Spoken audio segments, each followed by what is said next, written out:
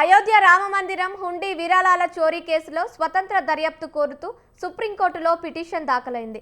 Case తీవ్ర ప్రాధాన్యత కలిగినదని, ఆలస్యం చేయకుండా అత్యవసరంగా విచారణ చేపట్టాలని పిటిషనర్ కోర్టును కోరారు. అయితే ఈ అభ్యర్థనను పరిశీలించిన సుప్రీంకోర్టు తక్షణ విచారణకు నిరాకరించింది. ప్రస్తుతం కోర్టుకు సెలవులు ఉన్నందున సెలవులు ముగిసిన తర్వాతే పిటిషన్ను విచారణకు తీసుకుంటామని స్పష్టం చేసింది. ఇప్పటికే ఈ కేసులో పలువురిని పోలీసులు అరెస్టు చేసి దర్యాప్తు కొనసాగిస్తున్న నేపథ్యంలో స్వతంత్ర దర్యాప్తు కోసం సుప్రీంకోర్టును ఆశ్రయించడం ప్రాధాన్యం సంతరించుకుంది.